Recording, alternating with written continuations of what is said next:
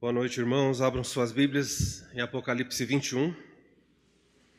Aliás, 20, né? Ainda não é o 21. Apocalipse 20, estamos entrando no que é chamado na Escritura de o final do reino milenar. Então, ao longo dos últimos 5 domingos, nós olhamos um pouquinho sobre como seria a vida no milênio. Olhamos alguns aspectos importantes, como seria o corpo no milenar, como é que seria o corpo, a convivência entre pessoas de carne e osso, pessoas ressurretas, e há muitas coisas para abordar sobre o reino milenar, mas como o propósito do livro de Apocalipse não é mostrar isso, mas simplesmente contar para nós que Cristo vai reinar, trazendo justiça e paz sem iguais, nós precisamos seguir aqui. Então, depois de 1000 anos de paz, nós vamos entrar num período, no finalzinho desse reino, e aí o texto vai descrever para nós o que acontece. Abra aí Apocalipse capítulo 20, versículo 7 até o verso 10. Diz assim: Quando, porém, se completarem os 1000 anos, Satanás será solto da sua prisão e sairá, e seduzirá as nações que há nos 4 cantos da terra, Gog e Magog, a fim de reuni-los para a peleja. O número desses é como a areia do mar. E marcharam então pela superfície da terra e sitiaram o acampamento dos santos e a cidade querida. Desceu, porém, fogo do céu e os consumiu.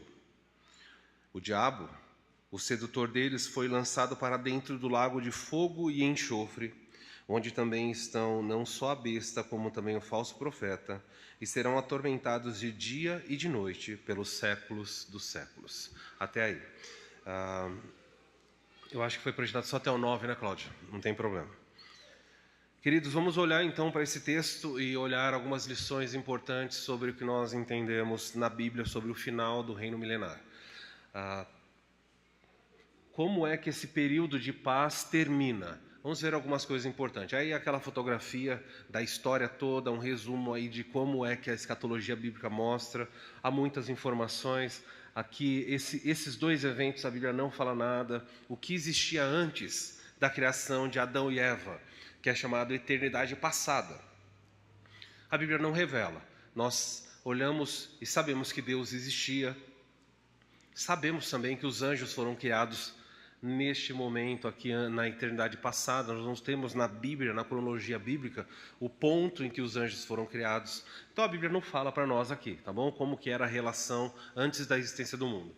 A história começa, e aí depois, quando nós chegamos no ano 444, você tem lá Ciro assinando o decreto para que o povo pudesse voltar, e aqui no ano 444, o cronômetro de Deus começa a ser contado, está lá em Neemias capítulo 2, versículo 1 a 8, quando Esdras volta e o texto fala: a partir desse dia em que for assinado esse decreto, vão se passar 69 semanas de anos, ou seja, 69 semanas, e cada semana vai durar 7 anos, são dá 483 anos.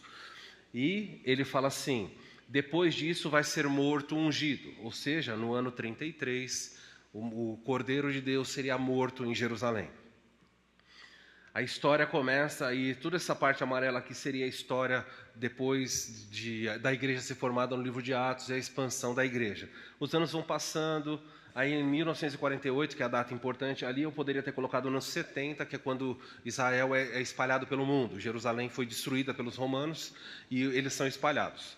Passam-se 1828 anos, e aí então você vai ter aqui, chegando em 1948, depois do Holocausto, você tem os judeus voltando para a sua terra. Depois que eles chegam em 1948 em Jerusalém, um grupo de pessoas fragilizadas, gente da área rural, claro, tem pessoas inteligentes, mas eles não têm armas, eles são muito fracos. Em 20 anos eles se tornam uma potência. Em 1967 eles levantam a bandeira e dizem: nós, Estado de Israel, voltamos a existir.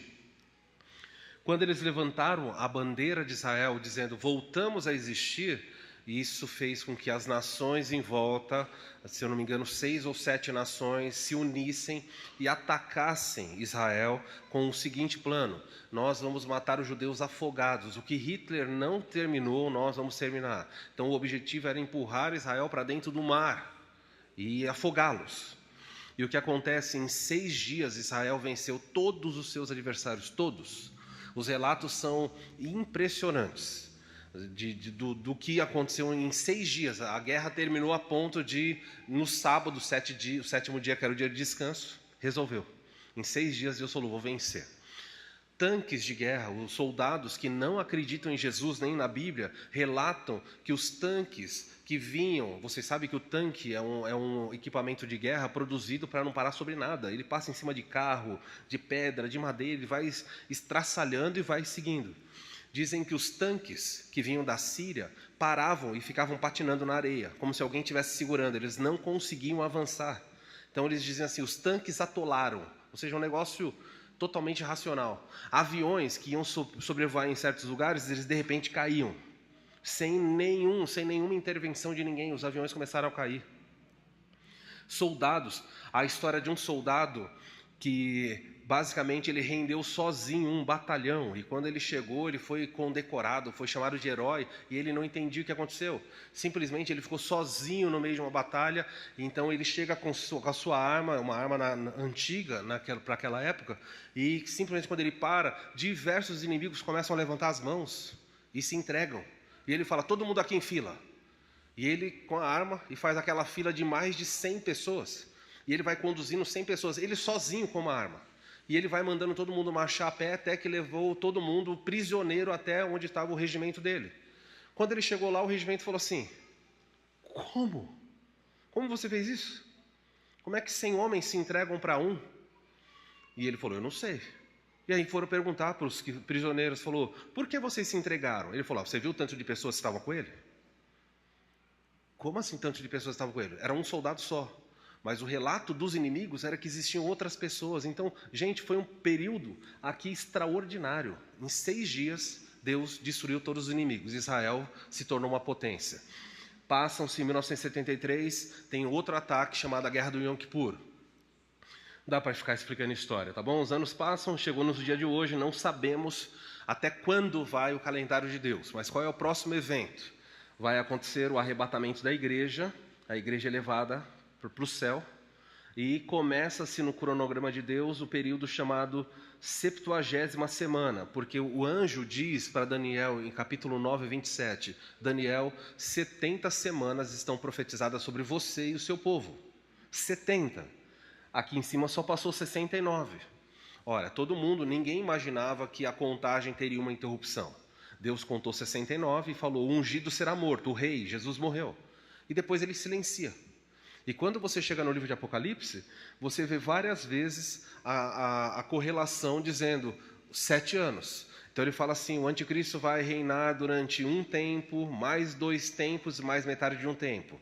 Um tempo, 1 ano, mais 2 tempos, 3 anos, mais metade de um tempo, 3 anos e meio. Ele vai fazendo isso aqui direto. Ou seja, o livro de Apocalipse, do capítulo 4 até o capítulo 19, serve para contar esses eventos. A igreja é arrebatada, a tribulação começa, o anticristo aparece aqui, mas ele é bonzinho. Na metade da tribulação, o anticristo se revela como um líder mau. No final, aqui vem a marca da besta, tudo aquilo que nós já vimos. No final da tribulação, vem a batalha do Armagedon e Jesus retorna do céu à terra com a sua igreja. Há um período aqui, um intervalo entre a tribulação e o começo do livro de Apocalipse, está lá no final do capítulo 12 de Daniel. Se você ler o finalzinho de Daniel, ele vai falar assim: bem-aventurado quem chega, ele vai dando o intervalo que tem, ou seja, um tempo para uma série de julgamentos para que o milênio comece. Quando o milênio começa, os 1000 anos de paz, Cristo vai reger com cetro de ferro. Ele coloca os 12 apóstolos para governar, e ele governar sobre Israel, 12 tronos para governar sobre Israel, e ele pega os crentes que voltaram com ele, homens e mulheres que voltaram ressurretos, para governar sobre esse mundo. Por isso ele falou: ser fiel no pouco, e sobre o muito eu te colocarei. E aí todos os crentes vão receber em alguma esfera algum tipo de governo. Alguns vão governar sobre mais. outros vão governar sobre mesmos. Lembra das parábolas das minas? Ele fala quem tinha 10, um tinha 10 minas, outro tinha 5, tinha 1, e o que tinha pouquinho administrou mal, ele tirou desse e deu para o outro. Ele está contando para nós como vai ser a administração no milênio. Se você é fiel no pouco que você tem, não se preocupe, ele vai recompensar você. Nas coisas pequenas que você faz, Deus está vendo tudo. Deus está buscando fidelidade nas coisas pequenas, não nas coisas grandiosas. É fácil obedecer quando isso aqui está em evidência. Deus quer saber como você age quando ninguém está vendo, nas coisas pequenas do dia a dia. Os 1000 anos começam, então tem longevidade, a morte continua a existir, mas haverá cura, haverá justiça, restauração, não haverá mais programas imorais na televisão, não haverá nada sedutor à nossa volta, o mundo vai voltar para uma condição maravilhosa. 1000 anos assim. Pessoas vão nascendo, e aí agora, o texto que nós lemos é aqui, ó. Nós estamos aqui no final do milênio, o que é chamado de rebelião final.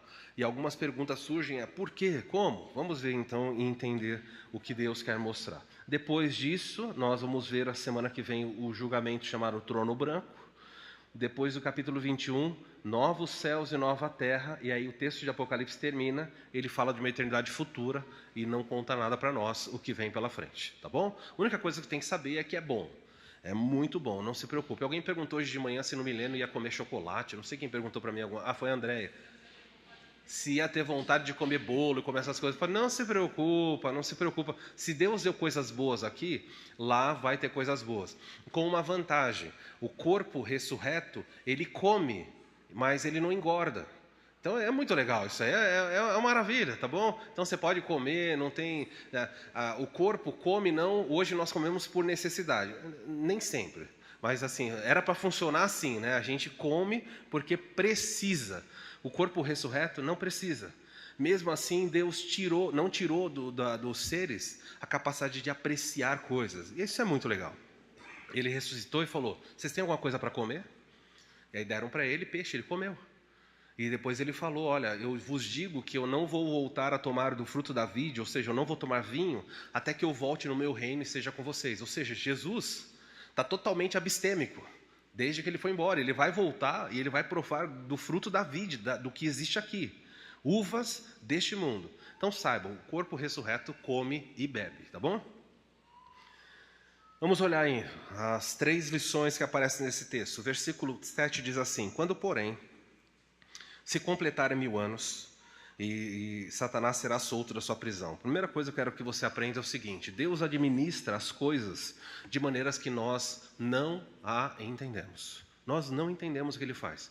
Eu vou dizer para você o que eu faria se eu fosse Deus. Eu prenderia Satanás. Eu já não faria Satanás. Eu já resolveria, olha que confusão. Se eu fosse Deus, não faria Satanás. Apagaria, falaria, não vou fazer. Ia fazer só gente perfeita. Não sei se você ia gostar. Sabe o que significa só gente perfeita? Significa que talvez você não estivesse ali. Eu só ia fazer gente, olha, a coisa mais maravilhosa que tem. Eu encher o mundo de pessoas igual a mim. Não, estou brincando. O fato é, aí não seria o céu, né? Seria um outro nome. O fato é, queridos, que eu não entendo por quê. Deus criou Satanás, Deus coloca ele na história, ele causa toda essa tragédia. Depois, no ápice da história, ele prende Satanás e todo mundo chora, grande alegria, grande louvor. E ele prende ele 1000 anos. Aí o texto vem e fala assim, quando porém se completarem 1000 anos, olha, eu daria para ele prisão perpétua. Mas aqui vai ter uma saidinha. Então o conceito de saidinha, ele fala, olha, eu vou libertar você por pouco tempo. Primeiro que você tem que entender é quando se completarem, ou seja, 1000 anos são literais porque alguém está contando. Você não completa algo que é alegórico. Então alguém foi contando 1, 2, tal. Quando completou 1000, o lugar onde ele estava preso foi aberto e Satanás sai. E o texto diz, será solto da sua prisão. Então não é uma fuga, não foi uma rebelião na qual ele saiu, simplesmente chegou um alvará de soltura, um alvará dizendo, você pode sair por pouco tempo. E Satanás sai. Era de se esperar que alguém que ficasse preso durante tanto tempo pudesse ter um tempo para refletir, para considerar os seus erros, Você nunca assistiu aqueles filmes de presídio, quando a pessoa pede para ter liberdade, tem aquele conselho que a pessoa senta na frente e fala, você está arrependido? Ela fala, sim, estou arrependido, sou uma nova pessoa. Vou contribuir com a sociedade, estou arrependido do que eu fiz. 1000 anos. Os 1000 anos não serviram para que Satanás refletisse sobre nada, a não ser elaborasse mais ainda planos para atacar e destruir tudo aquilo que é importante para Deus. Ele sai desse tempo com muita ira, muita raiva. E o texto nos conta algumas coisas, tá bom? Eu fiquei lendo esse texto e pensando assim, Deus administra coisas de maneiras que eu não entendo. Eu não entendo porque ele solta. Não faz, do ponto de vista humano, não faz muito sentido. Por que libertar um ser tão cruel, tão perverso, que não tem remédio, não vai se converter, não vai mudar? Por que libertar esse ser? E parando para pensar sobre isso, nós tiramos essa lição. Você nem sempre vai entender como Deus administra as coisas. Aprenda o seguinte, às vezes, Deus deixa que alguns problemas retornem. Já aconteceu isso na sua vida? Tem problemas que você quer que suma de uma vez, o problema vai e depois ele volta. Fala, Deus, eu achei que isso já tinha acabado, que eu estava livre, que eu nunca mais teria que passar por isso. Mas por alguma razão, na sua administração, Deus faz com que aquilo volte. E ele tem razões. Veja, eu separei alguns itens aqui, por exemplo, Deus faz com que alguns problemas na área da saúde retornem, por razões que eu desconheço. Há pessoas que passam por um problema de saúde, se livram daquilo e não lutam mais com esse problema. Mas há outras pessoas que lutam novamente. Há doenças que a pessoa fala assim, eu estou em remissão, eu já me libertei dessa doença, desse problema, estou há 5 anos, 10 anos. E pode voltar? Pode. E aí você pergunta a Deus, por que o Senhor fez isso? Estava tudo bem, a igreja orou, eu superei esse problema na minha saúde, mas passou um tempo e aquele problema voltou. Nós não temos respostas para isso, e você tem que aprender que nem todas as perguntas que você tem serão respondidas. Não é que não tem resposta. Muitas das perguntas você vai partir daqui sem obter resposta, porque Deus administra e faz coisas que nós não entendemos. Na área da saúde, já vi pessoas que oraram por uma pessoa querida que estava doente e eles esperavam que a pessoa fosse recuperar a saúde e pelo contrário, ela piorou e partiu. Então nós não sabemos por que Deus administra assim. Há pessoas perversas que vivem muito e há pessoas louváveis que morrem cedo. Não sei por que ele faz isso. 2, se você olhar aqui, nas finanças, não seria legal se você resolvesse seus problemas financeiros de uma vez por todas e não precisasse mais se preocupar? Mas parece que, eventualmente, alguns mais do que outros, os problemas de finanças ou financeiros, eles vão e voltam. É claro que então a culpa é toda de Deus. Olha, Deus é soberano e você é responsável pelo que você faz. Mas Deus permite que os seus filhos passem por privação financeira. Você pode ser a pessoa mais rica do mundo. Ele pode. E pode fazer com que uma pessoa bem humilde experimente um tempo de livramento. E depois volte por tempo de adversidade. Aliás, eu acho que é o mais comum isso, né?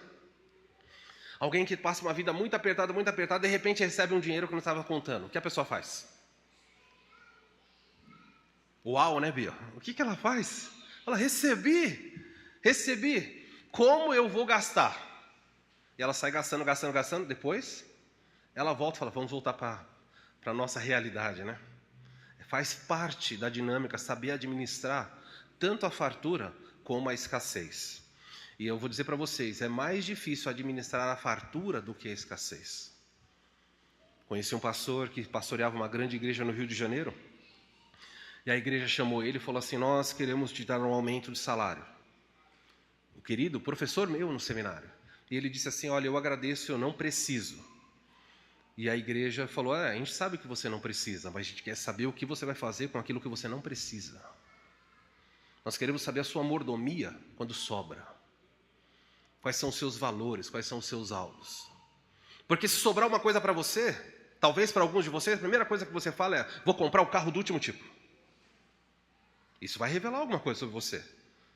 Recebeu aquele dinheiro e fala assim, pronto, finalmente eu vou ter aquele celular que eu tanto queria. Ou vou fazer aquela viagem, às vezes você nem quer, nem gosta, mas fala, vou fazer porque sobrou. O que você faz com o que sobra? Você já viu como é interessante? Hoje as pessoas não manuseiam muito, talvez, o pagamento, talvez, no dia a dia, no cotidiano, com recursos. Embora isso vá voltar. O fato é, o que você faz? Te incomoda quando você abre a carteira e tem o dinheiro ali? O dinheiro fica falando com você? Falei, estou aqui. Não vai fazer nada? Algumas pessoas gostam de abrir a carteira e ter muitos cartões. E os bancos gostam de dar cartões. Aí você abre e tem 10 cartões. E os cartões falam, você não vai me usar? E começa a vir mensagem para você, desbloqueia. Você fala, mas nem precisam. Mas o banco manda cartão para você. O que você faz com o excedente revela algo sobre você. Mas problemas financeiros, eles retornam. No trabalho, já passou o problema no trabalho? Você resolveu, o problema volta. Pode ser relacionado a você, pode ser relacionado até ao que você faz. Os que trabalham aqui, por exemplo, com informática, sabe o que é isso? Você resolve um problema numa empresa e fala assim, que bom, graças a Deus, resolvi, o sistema está funcionando. Passa um tempo, acontece alguma coisa, alguém te liga, vem resolver porque o sistema parou. Você fala, mas eu já tinha resolvido. O fato é que a vida, o livro de Eclesiastes, quem estudou com a gente, viu que a vida, ela vive num ciclo, ela vai voltando, ela vai voltando.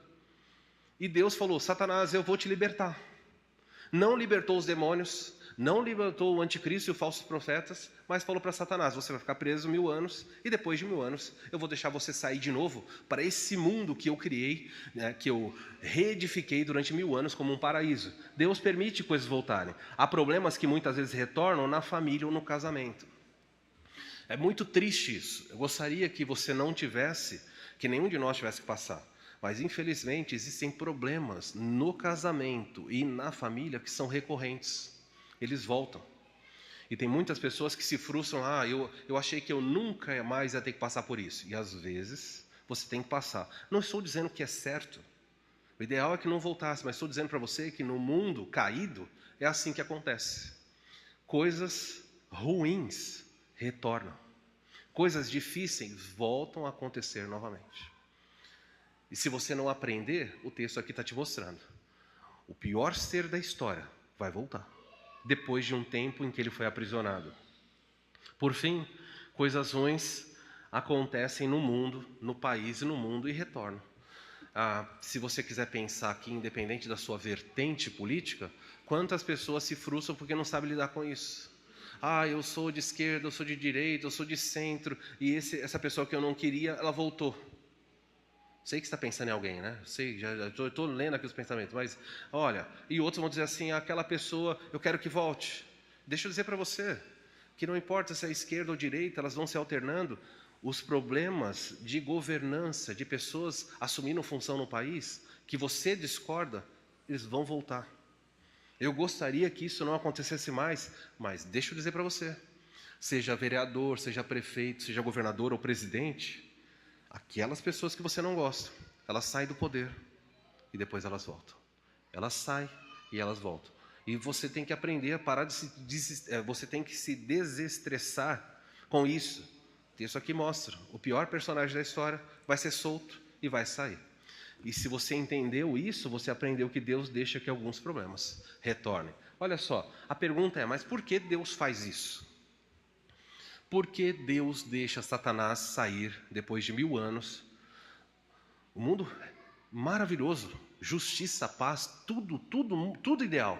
Por que deixar um ser que vai sair para fazer o mal? A resposta é a seguinte, vou resolver para você, é essa aqui. Não sabemos. Se você falar, não, eu sei, não. Você pode, olha, eu acredito que, eu imagino. Alguns dizem o seguinte, que Deus quer fazer com que a humanidade entenda que o maior problema da humanidade não é externo, é interno. Mesmo em condições ideais, mesmo nos melhores cenários, o ser humano caído vai optar por coisas erradas. Então, para de apontar o dedo e culpar outras. E Deus fala, olha, o mundo aí é perfeito, saúde, paz, eu governando, justiça. Satanás vai ser solto e um grande grupo de pessoas vai falar, nós preferimos ele do que o rei que está sentado no trono. Então, pode ser isso? Pode, mas a razão é, nós não sabemos. Então, o que você tem que saber é isso. O que nós sabemos? Por que Deus faz coisas que eu não entendo? Você seja humilde e diz, eu não sei. Mas eu sei que Deus tem propósito em tudo o que Ele faz. É aí que o seu coração descansa. Eu não sei por quê, mas eu sei que o meu Deus tem propósito. Ele tem um propósito na saúde, na finança, no trabalho, na família, no país, no mundo. Tudo obedece um propósito. O seu entendimento não é o juízo que determina se aquilo é certo ou errado. Seja mais humilde e diga: Senhor, eu não entendo, mas eu sei que o Senhor tem um plano. Ok? É assim que você vive a vida melhor. O verso 8 diz assim, a segunda verdade do texto dessa noite é: Deus usa. A primeira é: Deus administra de maneira que nós não entendemos. Aceite isso e viva melhor. 2, Deus usa o mal para revelar e ajuntar aquilo que não é dele. Verso 8 fala: E ele, Satanás, sairá para seduzir as nações que há nos 4 cantos da terra. E ele usa o termo Gog e Magog, que é uma terminologia muitas vezes para associar a totalidade dos inimigos de Deus. E o texto fala: ele sai para seduzir as nações que há nos 4 cantos da terra. O diabo sai, veja, o diabo não sai para produzir pecadores, ele sai para ajuntar pecadores.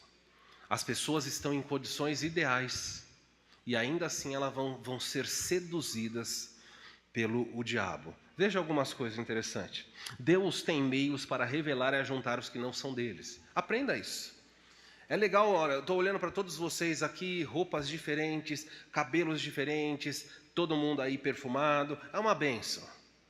Mas sabe quem conhece o seu coração? É Deus. Deus sabe se você é sentado aqui ou assiste pela internet, se você é salvo ou se você não é. Muitos aqui, você pode olhar para algumas vidas e falar assim: olha, essa pessoa dá mostras, há evidências concretas de conversão. Mas talvez hajam pessoas aqui que você fala: eu não sei, é incerto. Como eu vou saber? O que eu tenho que fazer? O fato é que Deus tem meios para ajuntar aquilo que não é dele. Por exemplo, nós vemos neste mundo que muitas festas que acontecem nesse mundo, elas são ferramentas para ajuntar aquilo que não é de Deus. Impressionante isso. Você fala: vamos do culto. Muita gente fala: aí fala, vai ter uma festa não sei aonde. O número é gigantesco. Se vai ter um show em São Paulo de um grande artista, eu não vou arriscar nome aqui porque eu não estou por dentro disso, mas pense num artista aí que esteja no top, tá bom? E não precisa estar no top não. Roberto Carlos, está no top? O pessoal fala: não, Roberto Carlos não está. Ele sempre ressuscita no fim do ano, ele vai aparecer, vocês vão ver lá no final do ano, tem aquele especial. É isso, Márcio? Tá lá, daqui a pouco ele aparece. Quando o Roberto Carlos aparece e tem um show dele, as pessoas vão se estapear para ficar na primeira fileira, para pegar a rosa que ele joga. Mas você nunca vê as pessoas se estapeando para sentar nas primeiras fileiras de cultos ou de alguma atividade de devoção. Você não vê as pessoas fazendo isso. Por quê?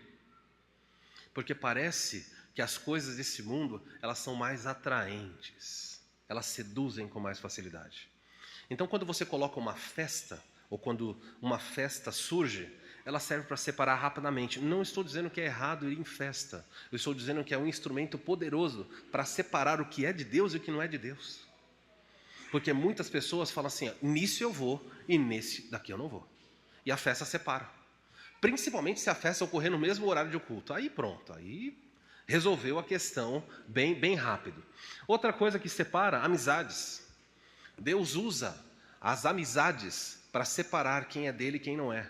Há pessoas que dizem assim: se eu tiver que parar de andar com essa pessoa, eu prefiro parar de ir na igreja e parar de andar com Deus, porque essa pessoa eu nunca vou deixar. Parabéns, você foi separado, porque Satanás tem as suas estratégias para seduzir e para atrair. Há pessoas que tropeçam e naufragam na vida porque não conseguem dizer não para certas amizades e falar: não é uma amizade boa para mim. Você tem sido um empecilho para que ocorra a carreira da fé. E quando você não consegue dizer não para amizades, lamento muito. Isso aqui se aplica, pode ser familiar, pode ser o que for, relacionamentos de modo geral. Por exemplo, aqui, comportamentos é outra área usada para separar quem é e quem não é de Deus. Tem pessoas que dizem: esse comportamento, eu sou assim, quem gostar de mim que me aceita do jeito que eu sou. Ok, diz bastante sobre você. Porque a Bíblia diz: negue-se a si mesmo, ou seja, mude inclusive o seu comportamento e o seu coração e me siga. Mas há pessoas que dizem, não, eu não vou mudar o meu comportamento. Eu não vou mudar o meu comportamento, eu não vou mudar meu linguajar, eu não vou mudar minha vestimenta, eu não vou mudar meu entretenimento. Ok. São as ferramentas que existem aí para mostrar quem você é de fato. E Deus vai permitir que Satanás, depois de um tempo, 1000 anos de paz, e está todo mundo junto ali, parece que não tem mais joio, só tem trigo. E Satanás sai, olha, deixa eu avaliar, Deus, a colheita desse reino milenar. Por exemplo, como eu falei aqui, amizades, relacionamentos. Tem pessoas que deixam a igreja, e aqui no caso relacionamentos, são relacionamentos afetivos. Há pessoas que não conseguem, por causa de relacionamento afetivo, seja homem ou mulher, abandonam Cristo e a sua palavra, porque dizem assim, nesse padrão que Deus está falando, eu não quero. E vão. E é o que Satanás oferece.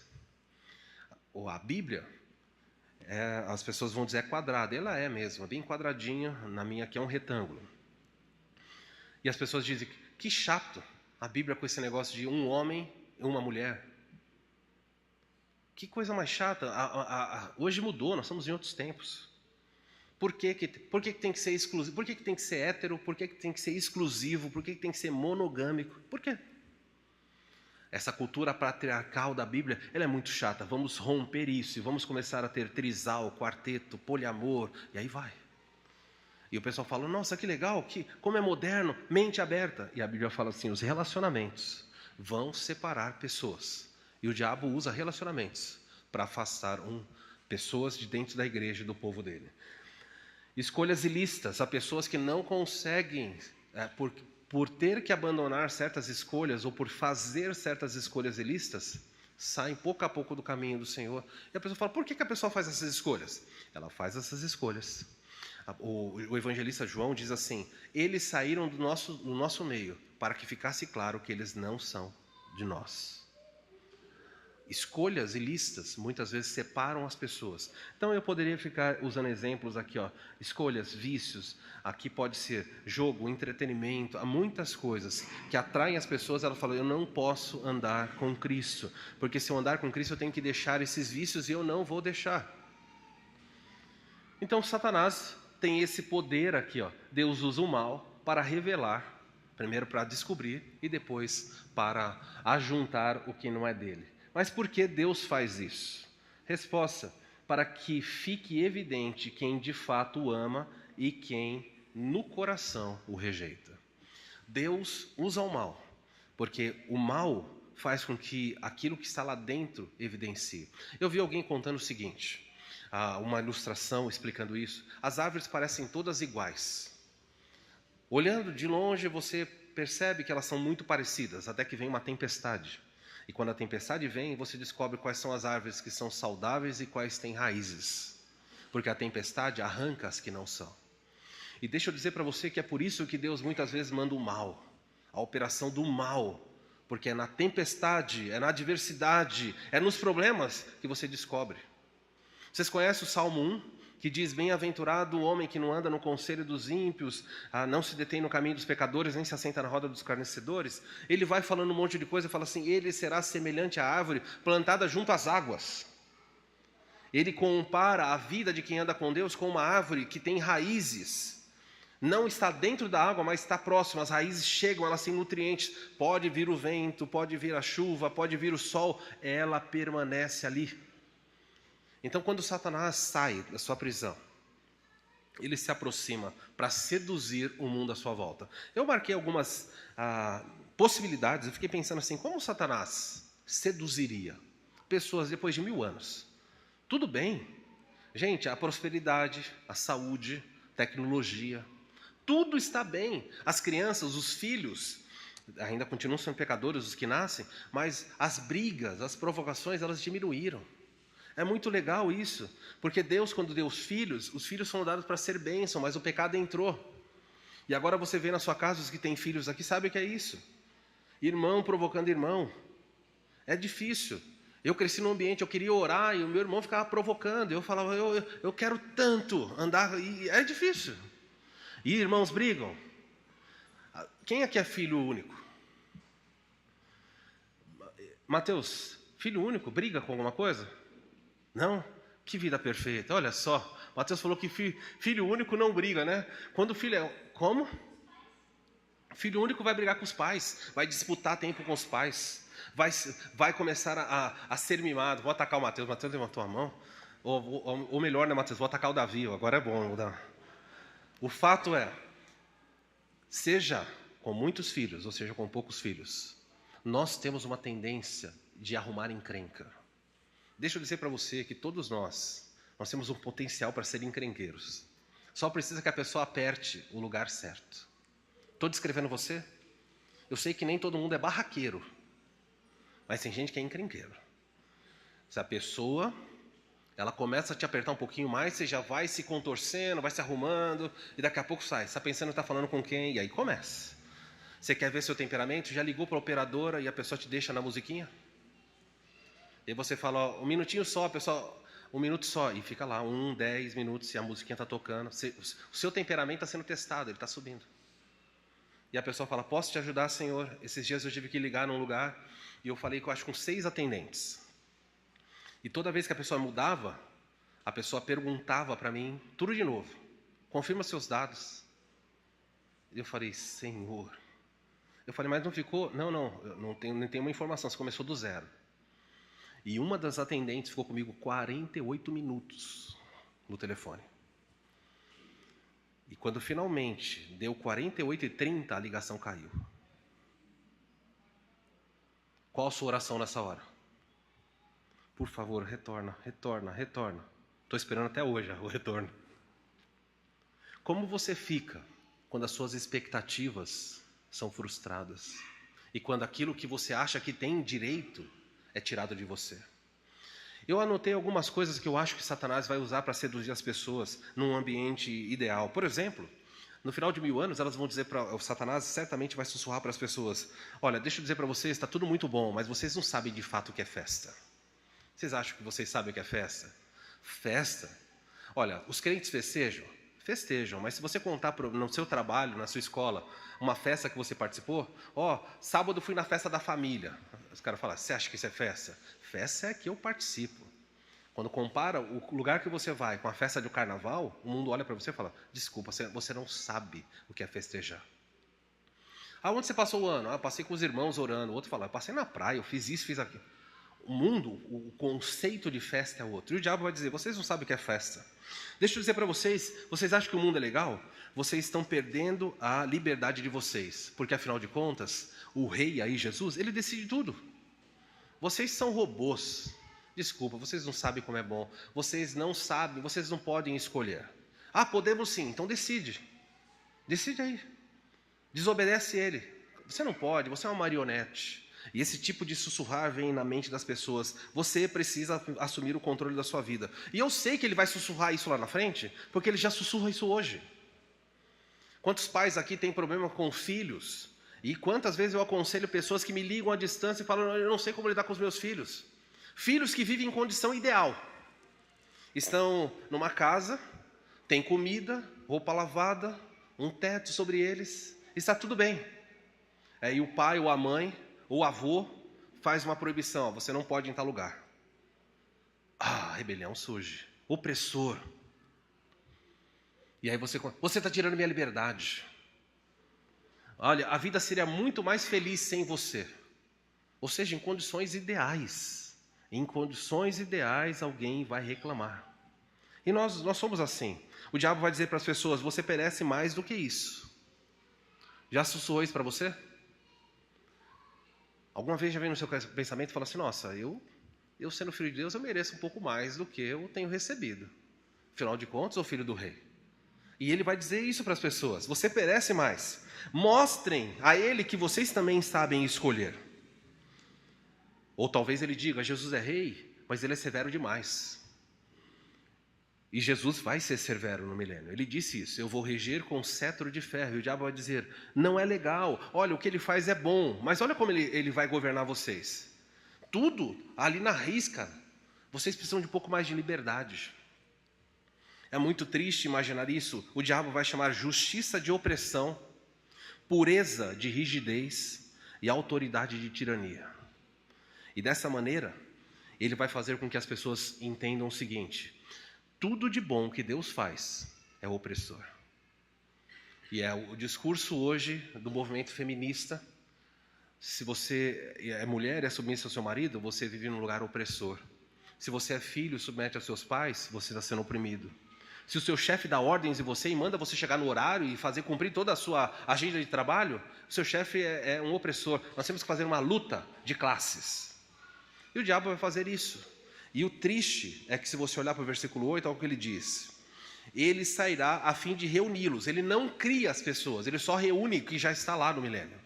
As pessoas estão dentro do milênio, insatisfeitas com o rei, e o diabo só reúne elas. E o texto diz assim: o número desses é como a areia do mar.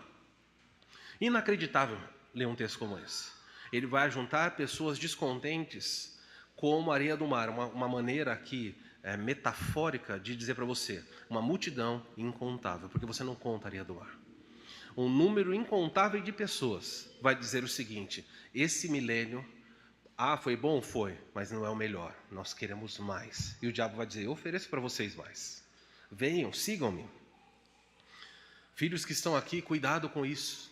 O diabo tem colocado na mente dos filhos e das filhas a ideia de que o seguinte: a sua vida não é tão boa quanto poderia ser.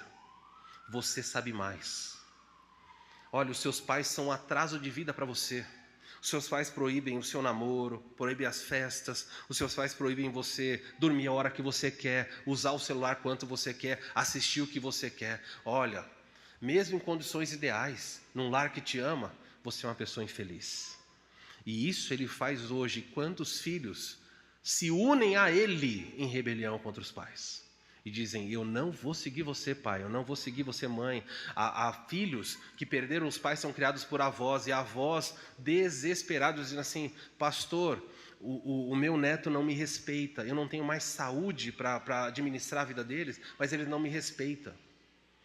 É isso que o diabo faz. Em condições ideais, a rebelião surge e as pessoas voltam-se contra Deus. O Salmo 2, não precisa abrir, o Salmo 2 é um salmo que diz muito isso, quando fala assim: por que se iram as nações? E elas se levantam contra o ungido. E sabe o que elas dizem no Salmo 2? Elas dizem assim: vinde, rompamos de nós as suas amarras. A ideia é de que Deus coloca amarras em nós. E eu vou deixar bem claro para você: Deus coloca amarras em nós. E graças a Deus, porque Ele faz isso. Porque se Ele não segurar você, e não segurasse eu, nós iríamos para todo tipo de sujeira. Mas é o poder dele que nos segura. E o mundo diz: nós não queremos essas amarras. Eu quero liberdade. E o diabo vai oferecer isso. E é por isso que uma multidão vai se unir em volta dele. Em terceiro lugar, então, o primeiro é: Deus administra o mundo de maneira que nós não entendemos. Ele faz isso. 2, Deus usa o mal para revelar e ajuntar aquilo que não é dele. Então não se preocupe quando uma coisa fala: nossa, tanta gente está se reunindo no que é errado. Deus está separando essas pessoas. Assim como, só um exemplo, antes de eu passar para ali, Mateus capítulo 24 diz que onde está o cadáver, os abutres se ajuntam. Deus muitas vezes coloca uma carniça. A carniça atrai o abutre ou o urubu. A carniça não produz. Você pode colocar um fruto na cesta da sua casa, ela fica lá intacta. Mas se ela apodrecer, muitos bichos e moscas virão. Aquilo não produziu, mas aquilo atraiu. Então, quando Satanás colocar algo podre, tudo aquilo nesse mundo, que no coração armazena rebeldia contra Deus, se voltará e seguirá a Ele. É isso que a Bíblia está dizendo. Por fim, Deus agirá quando entender ser a hora para isso. Deixa eu dizer para você: você não está no controle, nem eu, você não controla a agenda de Deus. O versículo diz assim, o 9: então, essa multidão que é como a areia do mar, marcharam pela superfície da terra. Interessante essa expressão, superfície da terra. Alguns dizem que isso está acontecendo para mostrar que a topografia do mundo foi reconfigurada. Então as pessoas vêm de todos os lugares e elas vão para um lugar e falam assim: sitiaram, ficaram ao redor do acampamento dos santos e da cidade querida. Parece aqui pelo texto que os santos ressurretos deste mundo, eles se ajuntam num lugar só, eles se agrupam num lugar só. Eles agem no mundo, mas eles se reúnem num lugar só.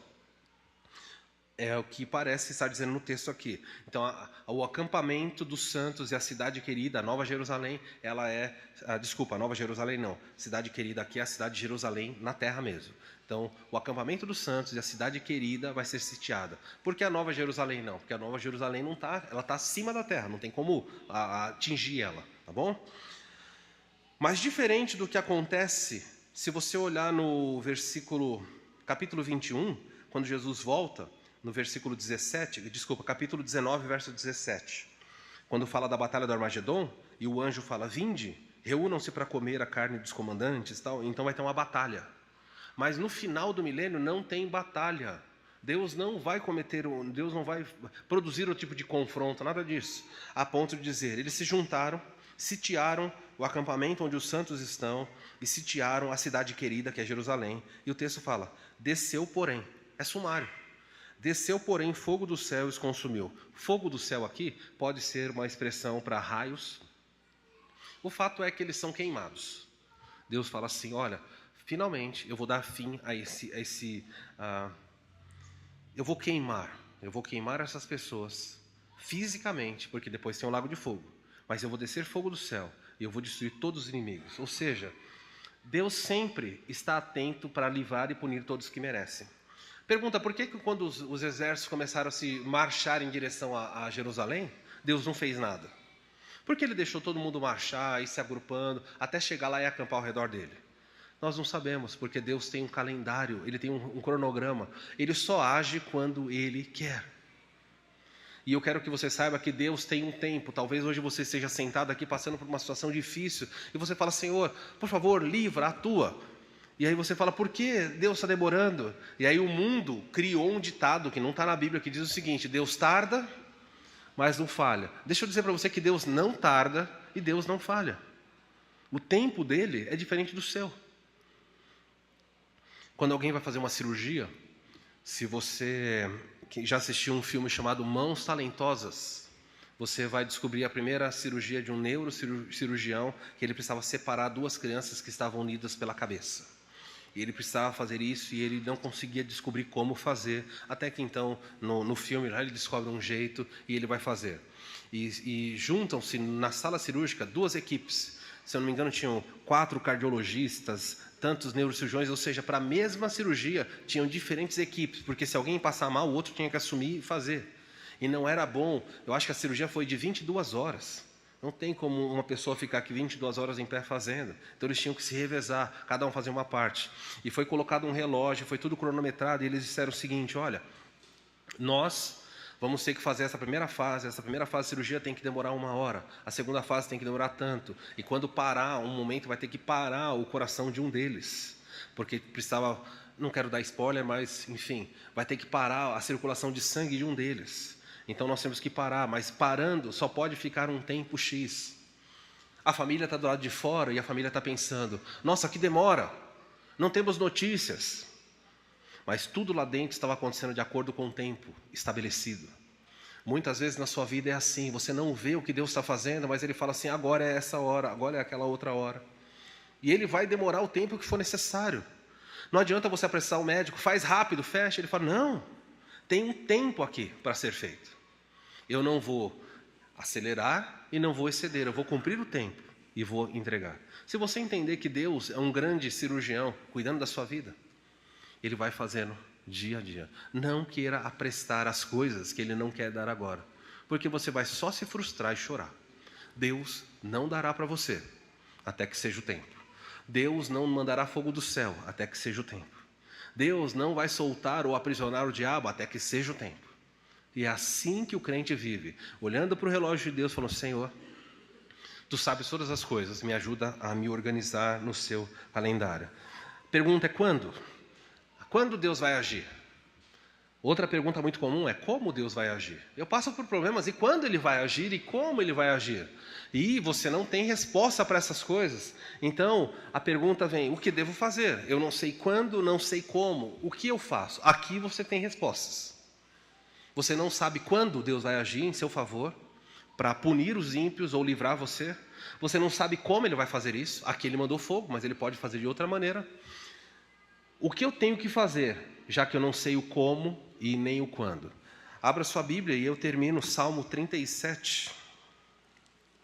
Salmo 37 nos ensina o como, o que fazer, né? O que eu devo fazer quando eu não sei quando e como?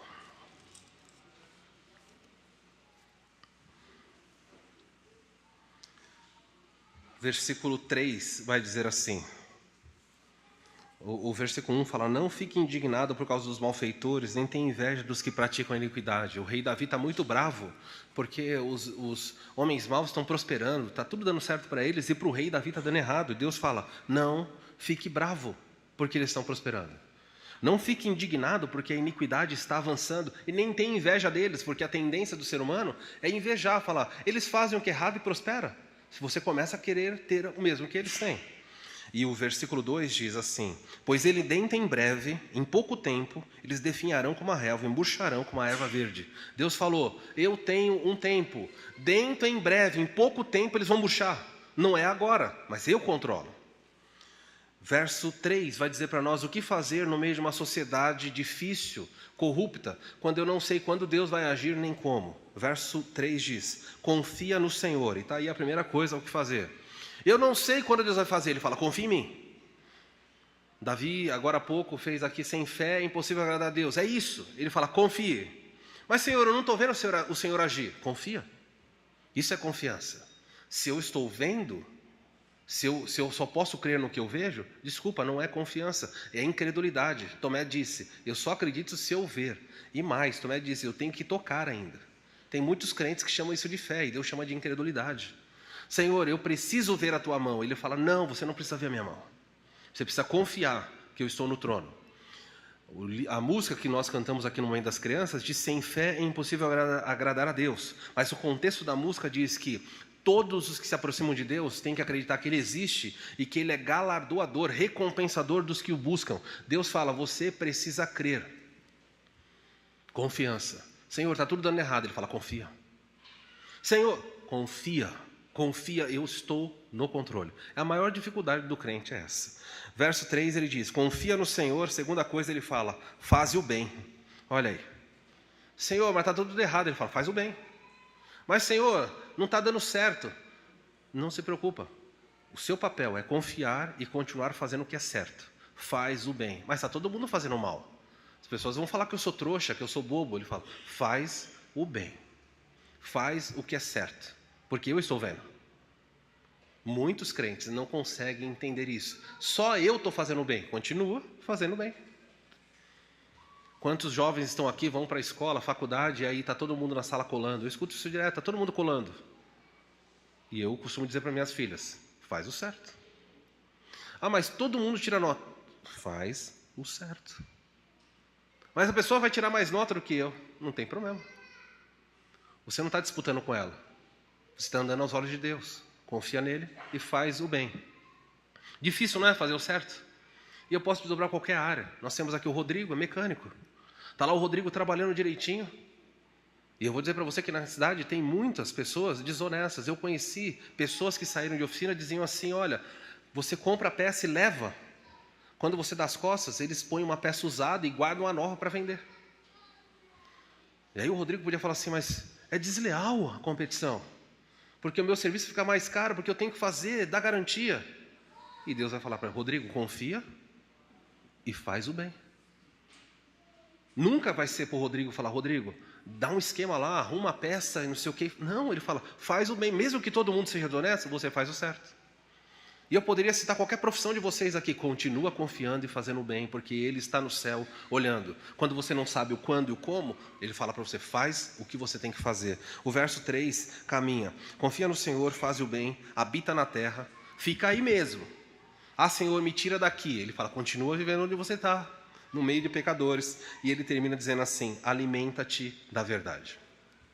Olha o que fazer quando você não sabe, porque o mundo mal avança e porque o diabo levanta tanta gente. Ele fala: confia, faz o bem e se alimenta da verdade. Continua se alimentando da verdade. Não olha para ninguém. Faz só isso, porque no final eu vou fazer o que é necessário. O verso 5 fala: entrega o teu caminho ao Senhor, confia nele, e o mais Ele fará. problema do crente é querer assumir a vida, o controle da vida, e parar de fazer o bem, porque todo mundo, só eu estou fazendo. Parar de confiar, porque é tolice. E Deus fala, isso vai dar errado. O texto termina, mas por que Deus faz isso, né? Por que Deus escolhe uma hora para agir e não outra? Para que haja dependência e confiança dos seus filhos. Deus não age na hora que você quer, para que você dependa. Se você tivesse a agenda de Deus, você não precisa confiar. Se você soubesse que para cada necessidade que você solicita, imediatamente aquilo cai na sua mão, por que eu vou depender? Ele atende quando eu peço. E às vezes Deus vê a sua necessidade, vê o seu sofrimento, a sua opressão por inimigos, e Deus fica olhando e deixando, porque Ele sabe que você tem que confiar. Confia no Senhor de todo o seu coração e não se apoia no seu entendimento. Está aí a razão, final do milênio. Deus administra de uma maneira que eu não sei. Deus usa o mal para juntar aquilo que não é dele e para revelar o que não é dele. E no final, Deus age no tempo que Ele quer, como Ele quer. Da sua parte, confia, faz o bem e alimenta-te da verdade. Vamos orar. Pai, nós precisamos entender mais qual é o nosso papel. Nós, muitas vezes, esquecemos qual é o nosso papel na história. Nós olhamos para as situações à nossa volta, vemos coisas que nos entristecem, e elas nos entristecem de fato.